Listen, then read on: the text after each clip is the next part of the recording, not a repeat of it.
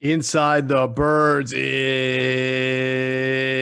back. What's going on, everybody? Geoff Mosher and Adam Caplan. And we don't have to call an audible for this podcast, Adam. We can kind of go on with our positional preview. There are some things that the Eagles did over the past few days that we'll get into, but we will be able to continue our positional preview with focus on linebackers, which means that we will finish it up with our next podcast that'll drop Thursday a.m. We'll talk about defensive backs, both safety and corner, then finish that up, and then kind of get into our summer podcast series that we'll let everybody know all about. But a lot of interesting things. Look, we had a really good, I thought, interview with Merrill Reese on our Inside the Birds TV that I encourage everybody to check out because I was not expecting this, but Merrill had a pretty cool nugget there about his interactions with Doug Peterson. And who would have known that going into every single game, Merrill Reese was like, he had the keys to the answer. He had the answer key, right? He knew what was coming because of these side sessions that he would have throughout the week with Doug Peterson, where he was allowed to ask anything, knowing that, there was a confidentiality agreement to it. Now, Merrill was very upfront. He questioned, and I'm sure anybody who listened at the time heard him question the principle of the Philly special as it was happening. But it was interesting to hear him say that he was kind of Fort Knox there. He knew all those trick plays that were coming. Now, not too many last year, but certainly in Doug's 5 years, was it, with the team, that there was a lot of stuff up the sleeve that he would pull out that Merrill must have known about. Yes, yeah, he told him about trick plays and everything. Yeah, so it's kind of like when you and I would go to practice when Andy Reid was head coach before Andy shut us down. We were allowed to go to practice and all of it. We cannot write or talk about anything we saw in terms of plays. Right. That was the agreement until some reporters, unfortunately, I won't name them, but I knew who they were. They went up to the players and asked them about stuff they saw in practice, which you're absolutely not allowed to do. Correct. And that ruined it for all of us, unfortunately. But I love going to practice just to see. It's kind of like Merrill was talking about.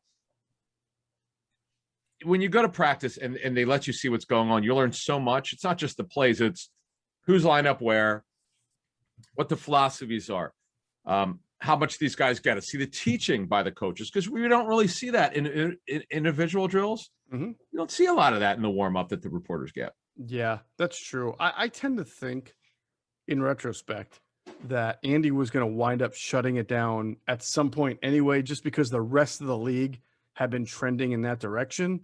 And I think that guys going to all of a sudden you would see a linebacker. It's always a linebacker because nobody changed linebackers in the history of the league more than Andy for about a 3 or 4 year span there. Nobody would do that more than Andy. So people would go up to the linebacker that they saw running on first team for the first time and start asking him really strange questions like, so how did you enjoy your run with the first, like getting as many quotes as possible. But I do think Andy would have wound up towing the line with the rest of the league and doing it anyway. But I agree with you. I thought one of the privileges of being able to cover the team in the Andy Reid era was that he was among the last bastion of coaches that would let you watch practice, because I truly felt that Andy felt that if you watched and paid attention, you would ask better questions and be more educated. And he had no problem with that. No doubt. But all good things come to an end, as they say. But to your point, the fact that Merrill had those side sessions with Doug, and he talked about it. So check out our interview with Merrill Reese on our podcast and YouTube platforms, because you'll find some really interesting stuff. You can't talk to Merrill Reese without taking a trip down memory lane. And we did that too. Some of the best calls, not just Philly special, but throughout the you brought up that Arizona game where they stopped Emmitt Smith. He stopped him again. Yes, yeah, well, he stopped him again. Well, that was the Dallas game. That was the keep running with. Sorry, Dallas. Smith. Yeah, right. But no, they also, and what was why I brought up Arizona, Joe Bugle kept calling run plays, and it was, as Merrill said, it was similar. And then the Miracle in the Meadowlands one was just an historic play because so many things happened, and I totally forgot, as Merrill pointed out, we still had the kickoff because people forget about that. What if they would have returned the kickoff for a touchdown? Who knows? Great point. That is a great point. I had forgotten that one of those touchdowns was scored. We're talking about against the Giants, Miracle of the Meadowlands 3. One had been scored on a Michael Vick draw. I had forgotten about that. I remember the Brent Selleck one. I remember the Macklin touchdowns, but I did not remember the Michael Vick draw. So, now listen, I was there. Were you there? So was I. Yeah, you were there, and that was one of the more amazing comebacks I've ever seen live and in person. to the point where this is what every reporter does. At some point during a game like that, you hit the Control-Alt button, which highlights every single thing you've written, and then you close your eyes and you go, bang, delete. Well, you know what happened? Story goes away. I don't do, I rarely wrote game stories in my career. So for Fox, they changed my role there at foxsports.com. Mm-hmm. So they had me do a game story. So I, asking around and how guys did it, always try to write in the third, try to finish in the third quarter, then adjust if something happens. Well, I finished it at the end of the third quarter. Eagles were getting absolutely smoked.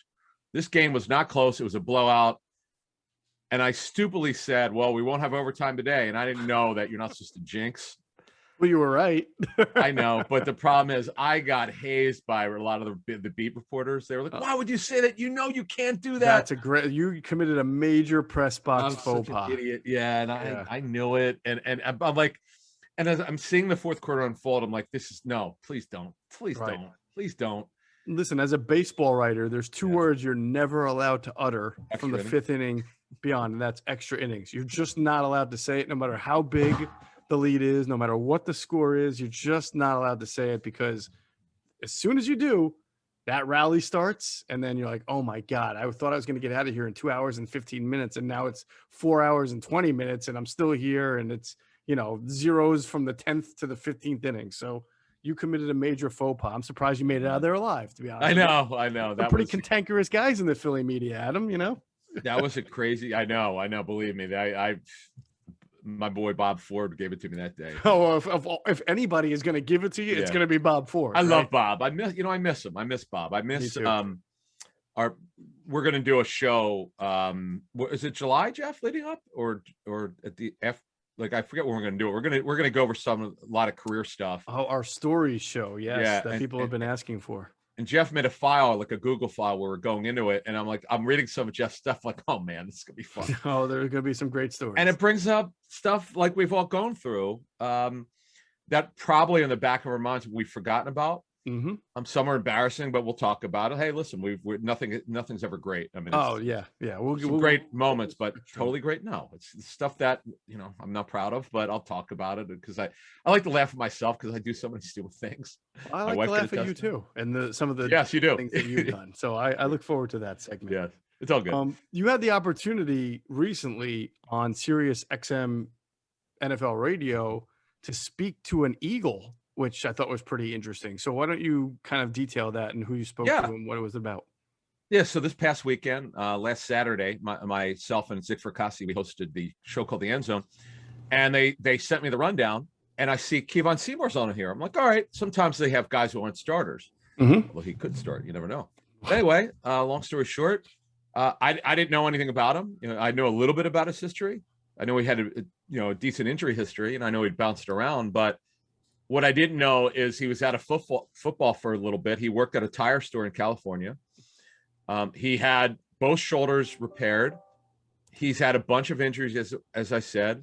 Mm-hmm. But hearing him talk about his life, Geoff, and his career, it was something else. It was in my 18 years of being on that channel, got to be one of our top 5 interviews.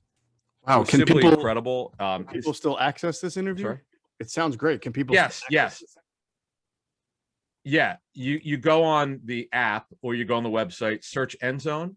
Mm-hmm. It'll come up, and what they do is they break it down by segment, and it's a healthy segment, probably about 15 minutes. And he just talks about all the injuries, his family, everything he's been through, his dedication to the sport, going back to finishing his degree, just everything. It was just I didn't. Sometimes you go into these interviews, you don't know what to expect. I don't know the player. Mm-hmm. And he talks about how it didn't work out for him in Buffalo and Carolina, Eagles practice squad. I didn't know he was a starting gunner for the Eagles. They signed him off the practice squad, and he becomes a gunner immediately. Right. And he gave a lot of great detail of stuff I was not aware of. It was pretty cool. Did you get a feel from him on how ready what he thinks of the new coaching staff and how ready he is to compete for that wide open number 2 spot? Yeah, we didn't, because we got so much to his life, his career. We talked about his situation with the Eagles, but we didn't get into his role, because we don't. It's totally wide open. I mean, he literally could start opposite Darius Slay. That job's open, as we know. But I would encourage you, if you have a Sirius XM subscription to listen to it because it's I'm not even, I mean, I'm only giving it 10% of the interview. It was really remarkable. We were in fact, our boss Nick Pavlatos texted Zig and I and said, wow. He rarely does, so it was cool, pretty cool. All right, so Sirius XM NFL Radio, and you said do a search on End Zone, and you'll be able to. I'm sure that all the recent podcasts come up, right? Yeah. Yes. Yeah. And they it goes away after a week. So if you're hearing us Monday morning now, you want to check it out because it's it's to the point now. It's like I'm definitely going to follow his career, even if he doesn't make it into Philly. I'm so like blown away by his story. It was just pretty cool. Yeah, you don't find guys working at a tire store very often, and then all of a sudden in the NFL, it's like the only thing I can think of is, well, you think of Kurt Warner, right, stocking shelves at a supermarket, and then going on becoming a Super Bowl MVP. I laugh because I think of Lou Brown from Major League, where they call him and ask him if he wants to be coach of or manager of the Cleveland Indians, and he's literally working at a tire store. And he says, I'll call you back. I got somebody on the other line about some white walls.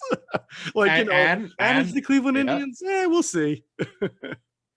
And Reno Mahe working at TGI Fridays. Oh, that's right. Reno working at TGI Fridays. That's right. Yep. A lot of great stories in the NFL.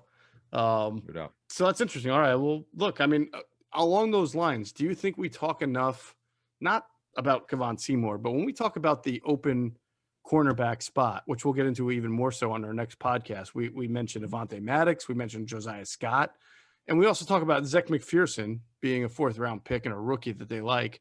One name that I feel like I always see and forget that he's in the mix, I think because he was hurt a lot last year, but he has experience with the Vikings, which we know is crucial now with Gannon here, is Craig James. I mean, he did have some time in that defense, and he was at one point looked at as the top backup outside corner for the Eagles. And we just don't talk about him a whole much, just like we don't talk about Kevon Seymour or anybody else. But, do you think he's somebody that's probably deserves a little more discussion based on how he played when he was on the field?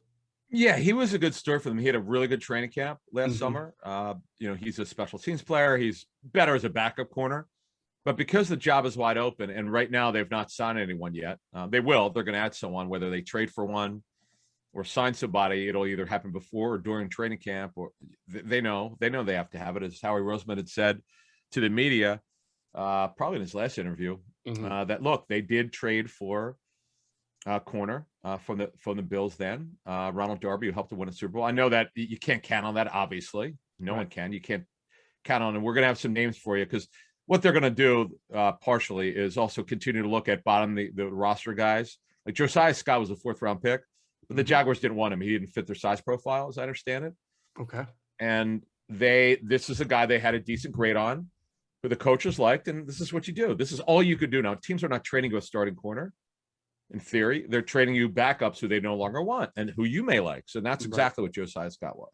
Right. Okay. So, I mean, like I said, next podcast, when we start to break down the defensive back, we'll really get into that competition and what we should expect from it. I'm ready to get into the meat and potatoes of the pod. I want to let you know, though, I got to have a little proud dad moment here. Oh, do it. My daughter, who's been playing softball all spring and now early summer here, her team is the #1 seed in the town championship, our township championship. So we haven't won anything yet, but we're the top seed, and we're waiting to see who we play. And then it becomes a 2 of 3, or a best of 3, I should say. So all you have to win is win 2. So we are 2 victories away, Adam, from becoming champions. And I'm very excited about that. Awesome. And my daughter made all district. So, I mean, that's awesome, man. Yeah. Wow. And you have 2 daughters, correct? I do have 2. Yeah. She's the older one. So gotcha. Very proud of her. Way to go. It makes me think about our glory days as young athletes doing our thing, winning championships and things like that. But Adam, that we have long retired from the field, but we are still winning because we use Deal Dash, the online shopping platform that's actually fun. Deal Dash is the longest running penny auction website and app around. Is that too good to be true? Yeah, it really is. I mean, we've seen a car go for $900, a brand new TV for less than $2, iPads, all sorts of electronics go for $40-$50. It's an amazing app to use to get some really good stuff at discount prices. So don't be a loser. Stop paying full retail price for things you want. Get on Deal Dash. That's dealdash.com, or you download the app. And by the way, when you register, you enter that promo code ITB for a special offer, and you'll get some bonus free bids. That's right. You just start bidding right away once you register with the promo code ITB to get some bonus free bids on DealDash.com or the Deal Dash app. All right, let's get in, Adam, to the some of the moves the Eagles made over the past few days. Now, they signed a wide receiver and they re-signed a tight end. So let's get to the tight end first because he's a guy that I've been pulling for, you've been pulling for. We thought it would make sense, but it was only a matter of when, not if. But the Eagles have brought back Richard Rodgers, and that to me is a good thing. He's going to be your backup tight end. Kind of clears the way for that number. You have some pretty good competition for number 3 tight end. You've got the rookie free agent Jake Stoll. You've got Jack Stoll. Some of the. I'm sorry, Jack. I keep calling him Jake. Jake from Stoll. By the way, a lot of Jacks are called Jake. Just for the record, I know. Well, there you go. Yeah, exactly. When you know him as long as I have, Adam, you can call him Jake, even though he's Jack. Exactly. But it does open that. I feel better about the tight end picture, assuming still that Zach Ertz is not going to be a part of it. Because you wouldn't want a rookie free agent or one of these project guys like Tyree Jackson or even Jason Kroom, who hasn't been playing long, to be your second tight end if Dallas Goedert were to get hurt. Correct. Yeah. So we'll just to give you a little bit of an overview of the tight end position. So right now they have 8 tight ends under contract. You could eliminate 4 of them: Kroom, Wilson, Butler, and Jackson. It's super highly unlikely that they'll be on the team on the fall. Butler's a developmental project. Tyree Jackson is a major developmental project. He's learning how to play the tight end position. Caleb Wilson simply is a slot tight end. So is Kroom. Kroom is the guy that you could say he's competing against Stoll, which is true. My money would be on Stoll because he's a better blocker. But Kroom has experience. That'll be sort of a train when we'll do a training camp battle show. Probably do offense one show, defense the other show, leading up to in July, leading up to training camp when the team reports on the 27th. By the way, we should mention that the league is using last year's rules. I'm told that's why they're doing it. They do not want anyone to get an advantage. That's why they're having everybody come in at the same time instead of doing what they should do, is giving the returning coaches, the non-returning coaches, the new staffs a week in advance. They're not doing that, which is disappointing. But Stoll, to me, it's going to be Stoll versus Kroom, really. I would agree with your assessment if Ertz is traded. It's Goddard, it's Rodgers, then Stoll versus Kroom for the 3rd tight end. I do not believe they would keep 4. Right. Barring something happening where word gets out through the media who gets to go to training camp, plus the preseason that Wilson tears it up, Butler tears it up, Tyree Jackson would have to take something extraordinary. Right. That's the only way those guys would make the roster or even push for it. Well, you think about it this way. Last year, they went into the year as a 2 tight end offense. They had Zach Ertz and they had Dallas Goedert. And if I'm not mistaken, they've still only kept 2 on the 53 coming out of camp, but they stashed what's the kid's name from New Orleans that they had? Alex something, I think, on the practice. Oh, Alex squad? Ellis did get a job. Are you talking about Alex Ellis? Yeah, well, whatever they did, they stashed one guy. I know they had Caleb Wilson on the practice squad pretty soon after. But then they wound up re-adding Richard Rodgers, a week or 2 into the season when he wasn't vested? Is that how it went? I know they. No, Richard Rodgers definitely. Oh, I see what you. Oh, you mean when you don't have to. I'm sorry, not vested. When you don't have to pay a guy his correct, you don't have to guarantee salary. Right. What Geoff is saying is, if the veteran is on the roster week 1, you have to. His base salary is fully guaranteed for the season. Correct. Good call. When you sign him after that, you don't have. So you can cut him at any time, and you don't. Right. So what they did is they cut Togiai, which was a mistake because they thought that Tyrone Swoops was with them. Remember that, the basketball player? Oh, I forgot about him. Yeah. I remember. That's a good call. That's a good pull by you. Yeah, I just remember. I'm like, and he had not been with the team in a while. I'm like, why is he here? I'm like, because Harry Roseman is hell bent on finding these former basketball players or former guys who are changing positions to making it to tight ends. Okay, look. Maybe you'll get one of these right someday. I mean, I know he's tried. Maybe you can remember whether one of them stuck over the years, maybe a little bit. I don't remember, but so when you sum this up now at tight end, they're going to have a competition in training camp. There's no doubt about it. But I think you outlined it really well. Now, Zach, I know the conspiracy theorists think, because I saw this question in social media, does this move now mean that Zach Ertz is going to be traded? The answer is no. It doesn't really impact it.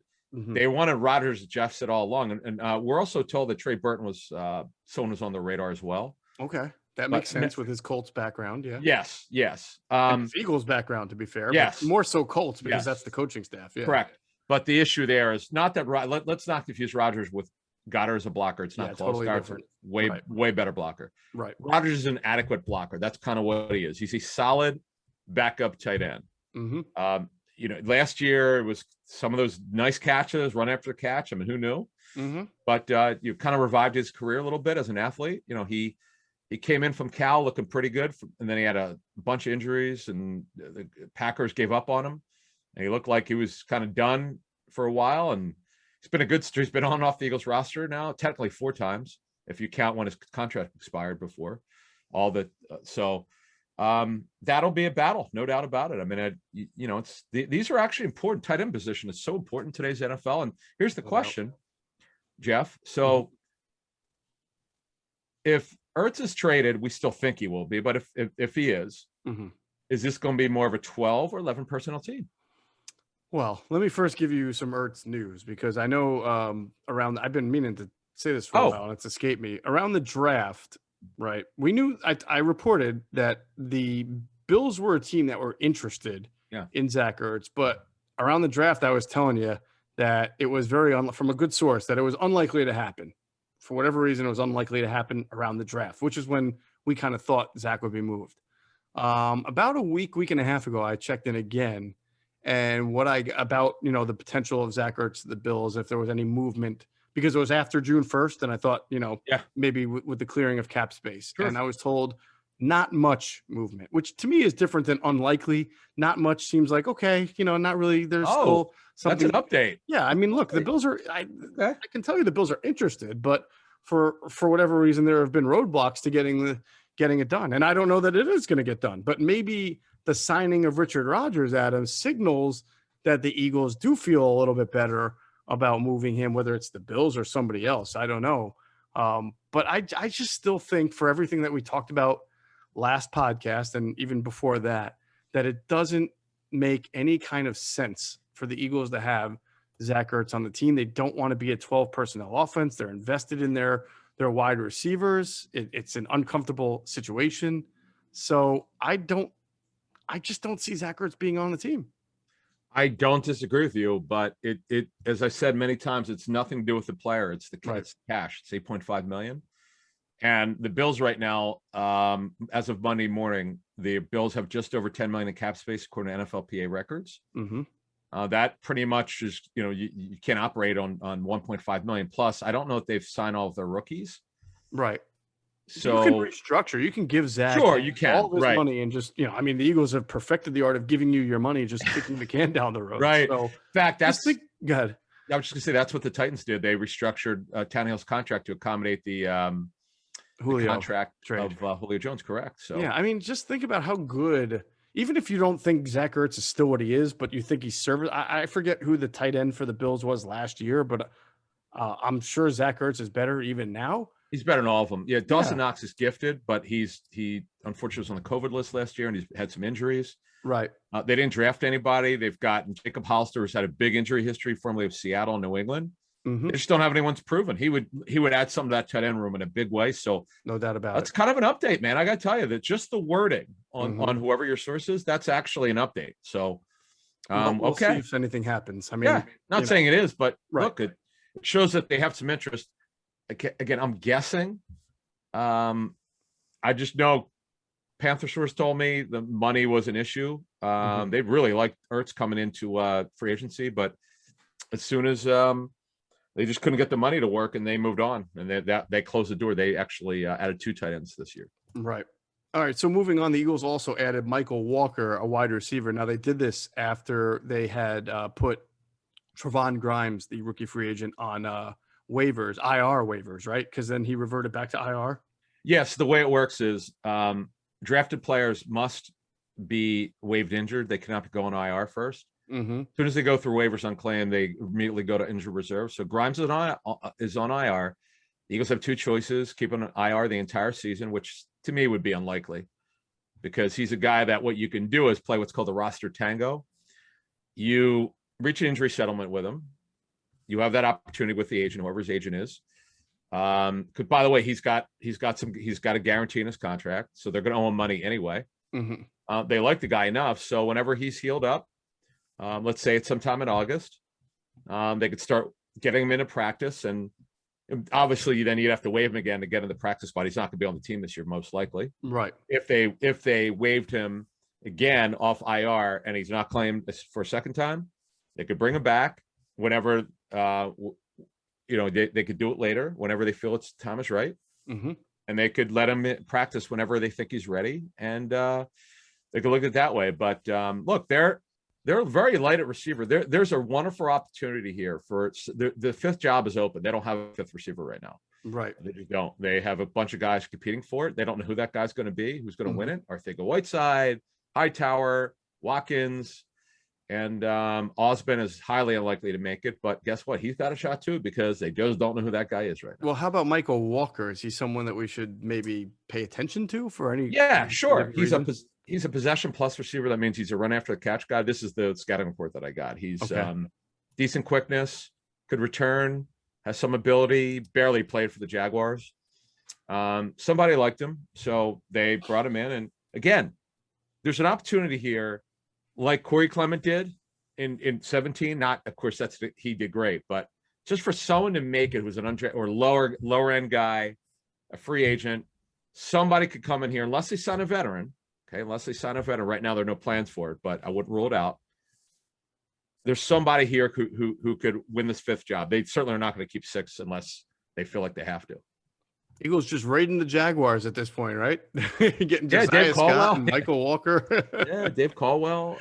That's right, David Caldwell. I'm sure that there was some influence there. Really interesting. Could be, yeah. That's maybe it's Caldwell who gave him a good scouting report. I don't know, because he knows the roster now, because that's part of his job as a personnel executive. He needs to know it, right? And look, that's actually a really interesting point.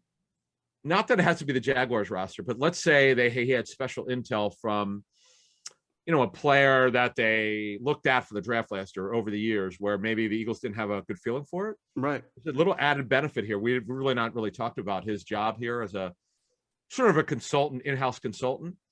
This is the value of having a former GM who's been in the league and knows not only Roseman because they're friends, but he knows some of the guys in the building. So this is a very interesting addition of Dave Caldwell. Yeah, I remember there being kind of a school of thought at the trade deadline 2 years ago when the Eagles traded for Jannard Avery from the Browns, that perhaps Andrew Berry's influence there was felt as someone who was familiar with the kid's skill set and maybe was able to give a little bit more of a scouting report just from being around the guy. So that's why you have these kind of people in your front office who have experience with other players and teams around the league to be able to give that kind of insight. Yeah, it's an interesting move, nevertheless. So that's kind of the tight end position. Jamie Newman, of course, was not claimed off waivers. No one has signed him as of Monday morning. I'm still surprised, by the way, how many people are surprised that the Eagles cut him, and then also surprised that he went unclaimed off waivers. I mean, he was an undrafted player. He was not obviously thought fondly of by the NFL enough to draft him. So it shouldn't really be that surprising that he's unemployed right now. I do want to ask you this, though, because I want to give you an opportunity to maybe clarify something, because people reached out to us off something you said, or not reached, they reacted to it. And I'm not sure I read into what you said the way others did. Okay. I'm paraphrasing here. Your statement was that he did nothing to distinguish himself at camp. And then you said something like, and I'll leave it at that. And because you said, I'll leave it at that, I think people felt that you were insinuating that this guy did something else to get himself he just off the team, like character-wise or something like that. No.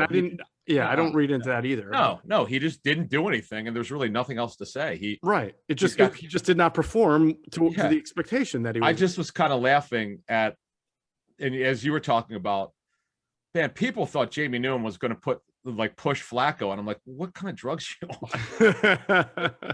Like, the guy's a project. He had major issues with mechanics coming out of Wake Forest.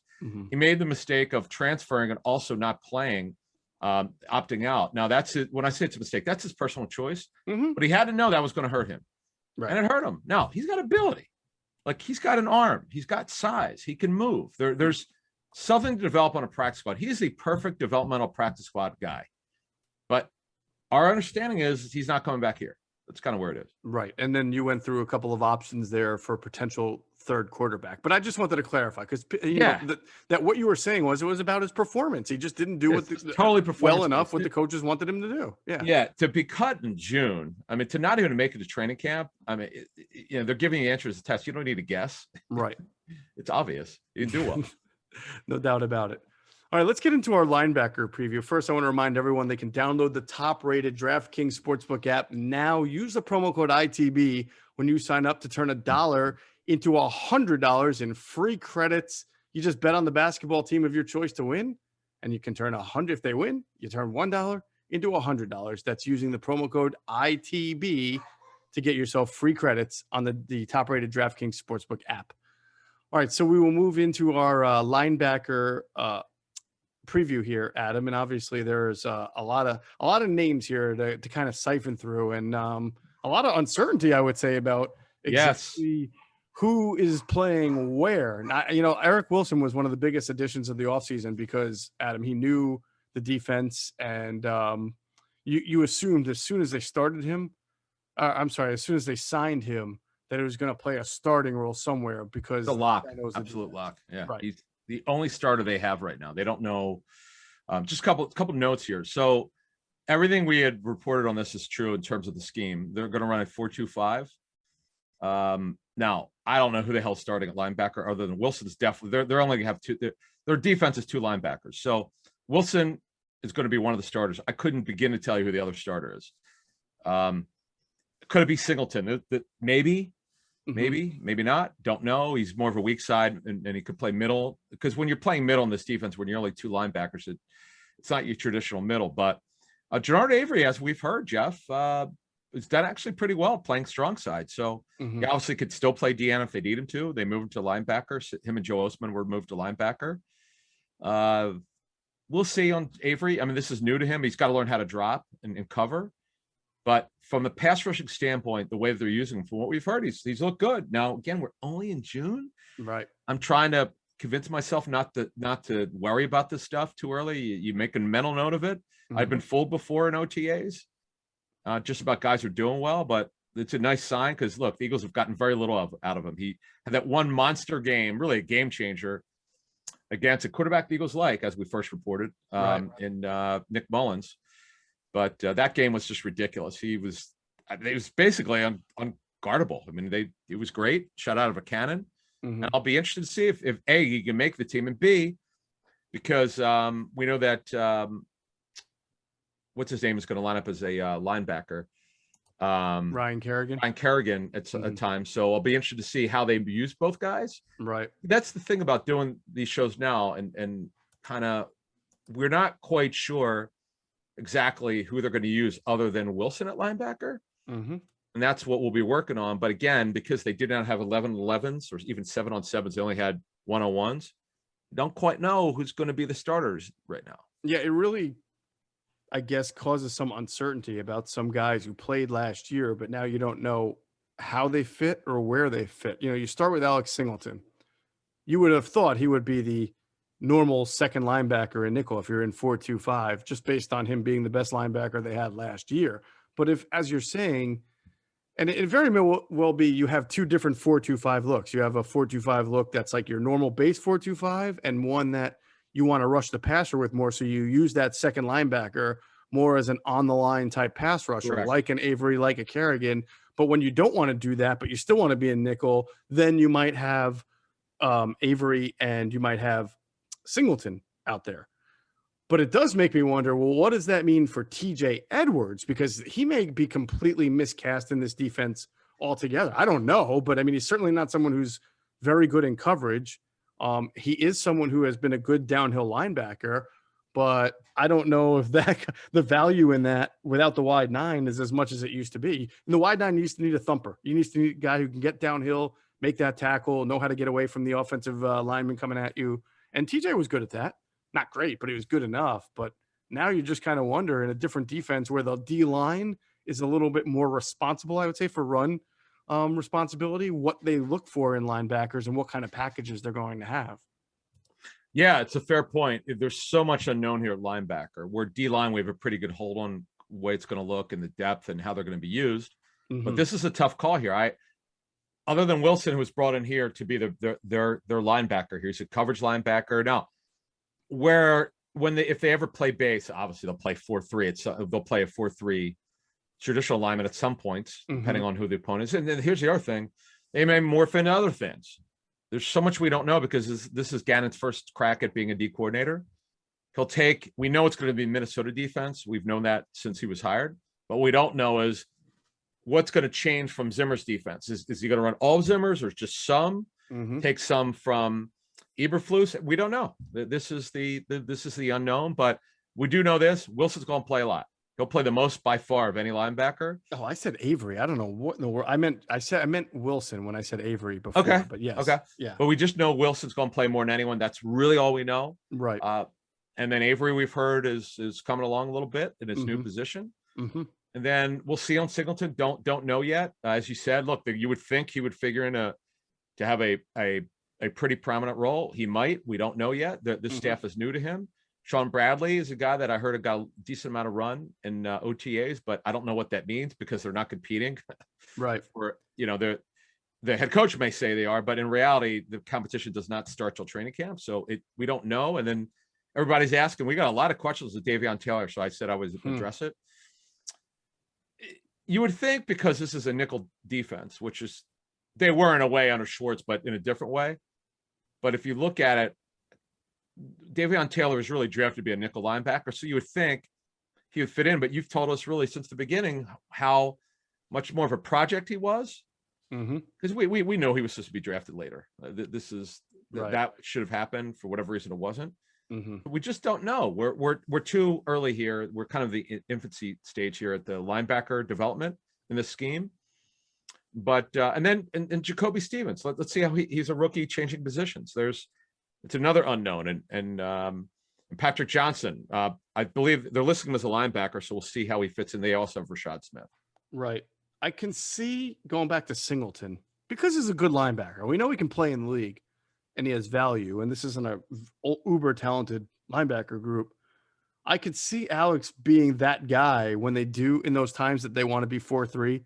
Maybe they're whether it's goal line or they're facing a team that wants to establish a run. There are still teams that like to run the ball and put some tight ends out there, where he would be the middle in a 4-3 with Wilson on one side and who knows who at the other side, to be honest with you. If they're not trying to rush the passer and just stop the run, I could definitely see a Singleton, Wilson, and, I couldn't even begin to tell you whether it's Davion Taylor or I don't see that being Jannard Avery. Maybe if Edwards is still on the team, he gets that role. Well, or Sean Bradley.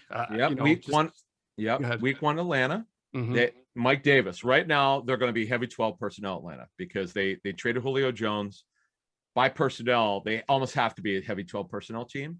That plays on what you just said about TJ Edwards. That's why I just wanted to jump in there for a second. Yeah. That's exactly if he's on the team, as you said, that is why they might go to a 4-3 that game. Who knows? They could morph into something that we're not aware of, which would be a 4-3. Right. We think, as we've kind of heard since early February, that they'd be more of a 5-2. But how they do the 5-2, as you were saying, they still might drop Kerrigan in the box. Now, if they have him on the roster, he's technically a linebacker in some alignments, but he's really going to be lining up as pure pass rusher. Kerrigan to me is a pass rusher. I don't care what they call him. DN, strong side linebacker. It doesn't matter to me. He's a pass rusher. Right. That's what he's here to do. All right. I want to get into this position a little more. First, I want to remind everybody to check out our friends at phlsportsnation.com, enhancing the fans' experience with all of their coverage of our Philadelphia professional sports teams. For the fan, by the fan. That's their motto. You should check them out at their website, phlsportsnation.com, or on Twitter at phlsportsnation. And we'll pause real quick for a word from our great sponsors, including our friends at Sky Motor Cars.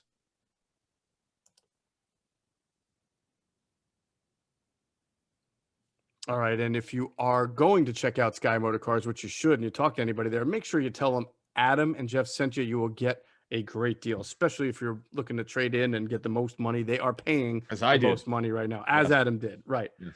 The Davion Taylor, you brought him up. I could be completely wrong about this. I'm trying to figure this out like everybody is at this point without a whole lot of base knowledge of what the defense is going to look. But what we know about him is he can run like the wind, like a gazelle, right? And he's got the ability to cover because he can run, but that as far as football instincts, he's been behind. He started late. He didn't really play a traditional linebacker type role at Colorado. He was more of an off the ball type linebacker, and he didn't really play very much last year. And when he did, he was not great. I get the sense though, Adam, that being in a zone defense may not help him as much as being in a more of a man defense. Because if it's man, you can say, line up against that slot tight end and, follow him down the field and run. But now you've got to drop back and you have to have spatial awareness and you have to move laterally, not just running with one specific person. So I'm not saying the kid can't do it. I'm just saying, like, for him to have had to learn last year's defense, which was predominantly man, and still not really be able to make much of an impact, and now go to a defense that we think is going to feature a lot more zone. But listen, look, if Jonathan Gannon's smart, as he talks about adjusting scheme to personnel, maybe he'll figure out a way to make sure that this guy is more in a coverage man type position. I have a feeling, and so someone asked me a great question some weeks ago about Jacoby Stevens. I forgot to address it, so I'll address it now. Now's the time. We're talking linebackers. Sure. And because you had reported on our show months ago that they weren't looking for a specific body type, correct, on defensive players, or just overall? Okay, correct. They don't have specs that they want. Right. Now, Stevens is a former safety. Now he's playing linebacker. They've got Davion Taylor, who's an undersized linebacker. Eric Wilson, undersized linebacker. Alex Singleton, average size. TJ Edwards is the only sort of thumper, or Sean Bradley's sort of undersized. So I just wonder, because we think this is going to be more of a nickel team, is that kind of the way they look at it? And as you said, only Edwards will be the only guy that when they play a power team, that's really the only time he'll be a factor if he's on the team. They're just probably going to go for coverage a lot with these guys. That's just the way I see it. Right. So now you wonder, is it going to be a lot of zone, all zone, some zone, mixed man and zone? Because a lot of good coordinators mix man and zone, or they'll play zone on one side, man on the other. So I feel like Davion Taylor is a good litmus test for them. Like, can they figure out a way, knowing his limitations, but also knowing his strengths, Adam, to get him on the field in that defense and use that ability to run? He did. I'm sure they watched tape and saw that he chased Lamar Jackson down last year when they played the Ravens. But I'm sure they also watched him completely lose the tight end Austin Hooper, was it, for the Browns? Yes. At the goal line. And then some other guys that he just couldn't keep up with because of his different kind of coverage. Did Baker Mayfield throw it over his head? No, that's the one that Baker Mayfield put about 7 rows into the end zone. I remember you pointing that out. And I went back and watched. I was like, oh, my goodness gracious. You're right. I mean, for all we made fun of Carson Wentz last year for missing open receivers, that play right there, you couldn't get a more gift-wrapped touchdown. And he airmailed it, man. That was not a good throw for Baker Mayfield. So, but the one thing you can look at this linebacker position, Adam, and say that, and I think more so than last year, you can at least look at it and say they've got 10 bodies here that they should be able to find 4 guys that they can work with, more so than last year where it got pretty. I mean, Sean Bradley had to play last year. It was a 6th-round pick. Yeah, at one point, he was their 3rd linebacker. He was really drafted for special teams because they thought he could be an absolute demon at it. Right. And he's the kind of guy, he'd be basically a 5th or 6th linebacker. You probably don't want him to play very much. We'll see. Just to sum it up right now, we know Wilson's going to be a starter. There's never been debate. As soon as he signed, starter. Right. And actually, Sirianni said he was either going to, did he say start or play middle? I know he said weak and middle. Gannon who said it, right? He said Gannon, I'm sorry. Middle linebacker or weak side linebacker or both. He's probably going to, depending on the package, play one or the other. Right. Like I said, I think if they are, and this is just because we know that Wilson's not the greatest tackler in the world, I think if they're in a 4-3 and their objective in that formation is to stop the run, and Alex Singleton's on the team or TJ Edwards on the team, I would think one of those guys plays middle and moves Wilson over to weak. Yes, because Wilson is a little bit light, and then that's what TJ Edwards gives you the ability to do. Is he's the one guy with size. You would think he would make it. It's just fascinating. You and I have been talking about this. There's so many backup jobs open. Heck, there's a starting linebacker job open. The roles behind the starters open. It's a new defense. I mean, what are the odds? What are the odds they add a veteran to this group? Before camp or just at the cut down. Yeah, Jordan Hicks. My understanding is of not just Jordan Hicks. Anyone with money.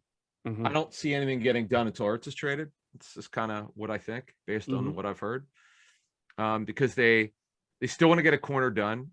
They have around $5 million on after they sign all the rookies other than the second Dickerson. They have just about $5 million of cap space. Right. So theoretically, the problem with Hicks's contract is this. The nice thing, it's only $2 million in cash, but he's got some upside to it. So you have to count for that. So it's going to be fascinating to see what happens here, really, at linebacker. To sum it up, their job's open. It's going to be heavy competition. Right. We've talked about this for a while. There's a lot of competition for backup jobs, more than we've seen probably since 2016, I guess. Yeah, no, definitely. And, Hicks is interesting because he has such a multifaceted skill set. Like, he could play alongside Eric Wilson and be kind of your coverage linebacker, but he could also rush the passer pretty well. He's like a better Michael Kendricks in that regard. He can do more, a little bit of everything. By the way, is Michael Kendricks still like in the league? He was with the Seahawks, right? Yeah, he was active. He had his off the field issue a couple of years ago, and they also, I think he went up. So he either ACL or significant injury. I can't remember which exactly injury it was, but it was pretty serious. Yeah, he with Jordan Hicks, he took a massive pay cut to $2 million, but it's fully guaranteed. He's got per game roster bonuses totaling $1 million, and he's also got $2 million in incentives for playing time. And if the team achieves a certain amount of success, it's basically with the Cardinals, by the way. Well, the language I'm told was changed in his contract. It's look, as you said, the guy's experienced. He knows the front office. He's an older linebacker. Does turn 30 in October, man. Where has time gone? Yeah, that is crazy. So how would you handicap it? What do you think the odds are that the Eagles add another linebacker before the season starts? Oh, they have to. They think so, huh? I agree with you, but yeah. I know they've more, but they have more linebackers on the roster. I understand we're still thinking they're going to play more 2 linebackers than 3. Clearly going to be a nickel defense, but other than Wilson, who's like anyone proven? Alex Singleton was a good story. Okay, they got 2 guys who I think you feel really good about, right? Singleton, Wilson, and Singleton, right? And you're not sure exactly how Singleton fits. So I mean, yeah, you feel good about Singleton's skill set, but you just wonder how it works in the defense. No, you're right. Yeah, interesting. All right, we'll see if they add. I tend to agree with you. If they have the opportunity to add someone who makes sense by September, though, you didn't say September. Oh, I did. I said by September. Yeah, just to clarify for people because they love holding us to stuff. Oh yeah, no. By the season opener is what I. Yeah, sure. Why not? I mean, if they could afford it, because and the other thing is because they don't have a ton of cap space, I'm sure they're going to want to do extensions by the start of the season, maybe 1 or 2, and we'll see. Well, they don't have to do them now. We're in June. And very few, there was one done this past week, but very few get done in June. They're typically very close to training camp because the player's not going to practice until he gets his extension. Right. And some guys say, you know what, I'm going to play my contract out. I want to get a major deal. I want to be an unrestricted free agent. So there are other variables. There you go.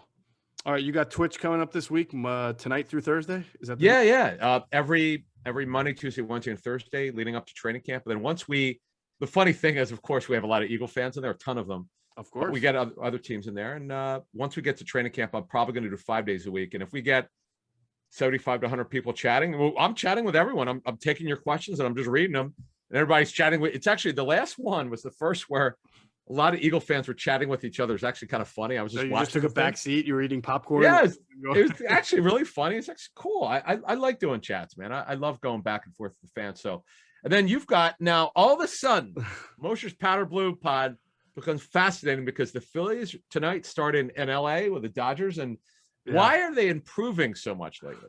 Are they? It's weird. They're improving with their clutchness, but I got to tell you, I probably put the kiss of death on Hector Neris. I have been a Hector Neris detractor for the longest time.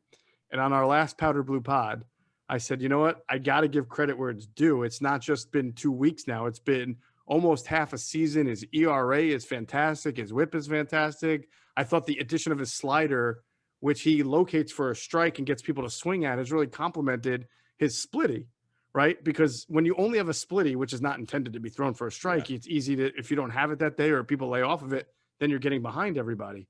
And ever since I said that, he's been giving up the long ball left and right. Now, he was ahead of Freeman, I think 1-2 in that second game against Atlanta. And I got to question JT Realmuto about this. How do you call for a fastball instead of a split? Something in the dirt on 1-2 to Freddie Freeman. It was belt high. Now, that doesn't mean Hector has to leave it belt high, but he did. And Freeman, of course, belts it out of the park, ties the game. And then the Phillies leaves it to the Phillies to win in dramatic fashion for the second night of 3 in a row. So I'm glad that they've developed their clutch gene, but I'm starting to wonder here what's going on with Hector, because you're going to need a good closer if you're going to really win this division. Let me ask you a question. Would you rather see him as a setup, or do you think he can handle it or not? Well, I would have told you going into the year that I probably would see him out of the league in a year or two, because when you only really have a split finger fastball and you can't locate your regular fastball, then you have nothing to really work with. Now, I do think his slider has been a good addition and has helped him get in front of batter. But now I'm questioning everything now. But I maybe he can be an 8th inning guy. But again, I feel like an 8th inning guy and a 9th inning guy are just the same. It's just the 8th inning guy comes in the 8th inning. So if you're not getting guys out in the 9th, I don't have faith that you're going to get him out in the 8th either. So I'm just really not sure what his best role is. And I've even heard Ruben Amaro say that he loves Hector, but doesn't think he's a closer either, or a late end bullpen guy. I think he's a difficult guy to have a role. He's either a good closer if he can be, or I don't know that he has longevity in the MLB. What do you think of Ruben as a color analyst? I think he's pretty good. It's so funny because remember, he started doing it last year, and I thought he was terrible last year. For a guy who I thought could add stories and really good insight, he just wasn't doing it. But that was early on. I felt like he got better, and this year I like him. I think he's doing a good job. Very insightful. You got to give everybody a little bit of time to settle into their role. Yeah. Plus, definitely. It's hard. These guys aren't there. Like, they're actually not at the ballparks. Just like we talked with Merrill Reese not being at the football game. It's got to be an adjustment to not really be able to broadcast every game when you're not there, right? I mean, aren't they at home though? Are they going to the home games, right? They are going to the home games, but I think there were times Ruben's doing games where they're on the road and they're just going through exactly. the Yeah, they're not. Yeah, they're not traveling. It's so weird. Right. I give Mark Zumoff and Abdelnaby credit for not traveling with the pitchers, and unfortunately, they're not allowed to broadcast the games now because the networks get them. Right. They are so exciting in studio. It surprised me. It's not easy to do that. I miss them doing. I like QB Brown, but I'd rather have our guys. Are you less afraid of the Nets now that Kyrie Irving has suffered an injury? Do you think that they don't beat the Bucks or what? Well, the Bucks are. Then I'll tell you what. The funny thing is, the Nets are actually playing decent defense. They are. That's surprising. That's why I thought the Sixers would have no trouble against them. Now with Danny Green out with a pretty significant calf strain, right? That's a problem. We'll see what Korkmaz can do. The Sixers game, the game 3, they annihilated Atlanta. That was one of their best games of the year. Really complete. No doubt. Give Embiid credit. He's so tough, man. You would never know he had a torn meniscus the way he's exactly. Playing. That's what I mean. I just cannot believe it. And good to see Korkmaz. He had been on ice for seemingly 6 weeks. He'd been awful, and then all of a sudden he gets called upon. Yeah. Well, think about it. That was Shake Milton, right, in game 2. Yeah. Like a guy who's been on ice, and then all of a sudden he just comes live in the 4th, and then it's Korkmaz's turn the next time. Boy, they really need Shake Milton now because without Green, they're going to need his points. He's going to have to be their 6th man now. So right, pretty much. I love watching the Sixers. They've been a lot of fun, and I fully expect them to beat Atlanta later tonight. And then the thing is, if they can end their series by Wednesday, they may have some time off here because of that. If the other series could go a little bit longer. Yeah, if Kyrie's injury could lead the way for the Bucks to steal another game and make that series go longer, it certainly would help the Sixers. I've thought it was going to be the Sixers Nets all along. I do think the Nets are the more talented team, but if you take Kyrie away, if you take any one of the big 3 away, to me, it's a lot more even. So, but one thing I can say about this, that whole thing going into the playoffs about Nets chemistry is not going to be there because everybody was hurt. That was not a problem. I mean, you saw those first few games that they played. Chemistry was not an issue for them. Yeah, no, they're too talented to have that become an obstacle. But health could be a problem for them if Harden. Harden doesn't come back and now Kyrie's out. So yeah. So look, I'm loving it. And it's good to see the Phillies playing better. But as you said, you can't count on these crazy comeback from behind wins or walk-offs. I'm sorry, walk-off wins. Now the Sunday game was an annihilation. I don't know if this better than I. These pitchers that they faced, I mean, they were flopping pitches up there, man. They just rocked them. Yeah. Well, look, I'll tell you this. I've learned this in the last few days because Gene Segura has come through with every single big hit. And I'm thinking now it should be required, mandatory, that every Philly in the dugout gets into a fight with Joe Girardi, right? Because the results after that are pretty good. So I would start with Bryce and then go to Reese Hoskins, two guys who have to like heat it up a little bit. Have them go challenge Joe Girardi and see what happens because it would work wonders for Gene Segura. Yeah, and his defense has been a little better, but I don't know if you're old enough to remember Mike Easler of the. Yeah, I remember Mike Easler. Yeah, his nickname was the Hitman. He was a lefty, but he's like all he did is get hits. He would never walk. Yeah, Segura's not a big walk guy. No, but his on base percentage is so high because he gets hits all the time. This guy is really, I mean, without him, forget it. That is a great blast from the past right there. Mike Easler from I don't the know Pirates. how I thought of that on the spot. Now, did he play on the same team as Al Padrique and Bill Allman? Was he on those Pirates teams? No, Mike Easler was 70s and 80s. Oh, that's right. He was a little bit before the Padrique and Allman couple of years. All right, that's going to do it for this episode of Inside the Birds, the leading podcast in Eagles intel. Big thanks to our producer, Hunter Brody. Check out his YouTube channel. It's called Sports Talk with Broads. Check out his new website, broadsmedia.com, and you can find him on Twitter at Broads81. And of course, we thank you as always for flying with us inside the birds.